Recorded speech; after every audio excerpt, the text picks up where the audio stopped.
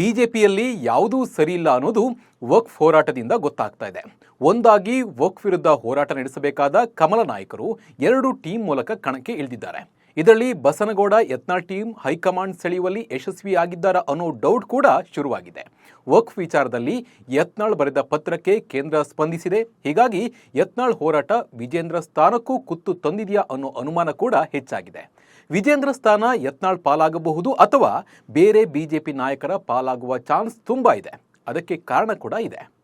ಅದೇನು ಕಾರಣ ನೋಡ್ತಾ ಹೋಗೋಣ ಬನ್ನಿ.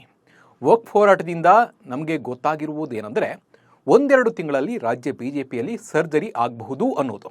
ವಕ್ಫ್ ಆಸ್ತಿ ವಿರುದ್ಧ ಹೋರಾಟ ಶುರು ಮಾಡಿದ್ದೇ ಇವರು. ನಂತರ ವಿಜೇಂದ್ರ ಕೌಂಟರ್ ಕೊಡೋಕೆ 3 ತಂಡ ರಚನೆ ಮಾಡಿದ್ರು.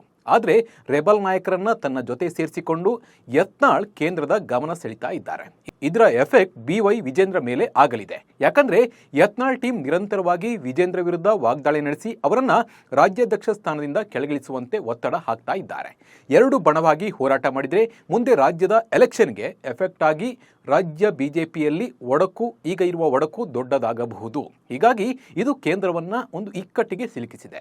ಒಂದು ವೇಳೆ ವಿಜೇಂದ್ರ ಅವರನ್ನ ಕೆಳಗಿಳಿಸಿ ಯತ್ನಾಳ್ ಅವರನ್ನ ರಾಜ್ಯಾಧ್ಯಕ್ಷರನ್ನಾಗಿ ಮಾಡಿದ್ರೆ ವಿಜೇಂದ್ರ ಬಣ ಸುಮ್ಮನೆ ಇರಲ್ಲ. ಆಗ ವಿಜೇಂದ್ರ ಬಣ ಮತ್ತೆ ಹೋರಾಟ ನಡೆಸಬಹುದು. ವಿಜೇಂದ್ರ ಅವರನ್ನ ಕೆಳಗಿಳಿಸಿಲ್ಲ ಅಂದ್ರೆ ಈ ಒಡಕು ಸರಿ ಹೋಗಲ್ಲ. ಹೀಗಾಗಿ ಈ 2 ಬಣದ ನಾಯಕರನ್ನ ಹೊರತುಪಡಿಸಿ ಕೇಂದ್ರ ಸಚಿವ ವಿ ಸೋಮಣ್ಣ ಅವರನ್ನ ಬಿಜೆಪಿ ರಾಜ್ಯಾಧ್ಯಕ್ಷರಾಗಿ ಮಾಡುವ ಸಾಧ್ಯತೆ ಹೆಚ್ಚಿದೆ. ಆಗ ವಿಜೇಂದ್ರಗೆ ರಾಷ್ಟ್ರ ಮಟ್ಟದಲ್ಲಿ ಸ್ಥಾನ ನೀಡಿ ರಾಜ್ಯ ರಾಜಕೀಯದಿಂದ ದೂರ ಕೂಡ ಅವರನ್ನ ಮಾಡಬಹುದು. ಈ ಮೂಲಕ ರಾಜ್ಯ ರಾಜಕೀಯದಲ್ಲಿ ನಡೀತಿರುವ ಬಣ ರಾಜಕೀಯಕ್ಕೆ ಬ್ರೇಕ್ ಹಾಕುವುದು ವರಿಷ್ಠರ ಪ್ಲಾನ್. ಈ ರೀತಿ ಪ್ಲಾನ್ ಅನ್ನ ಮಾಡಬಹುದು.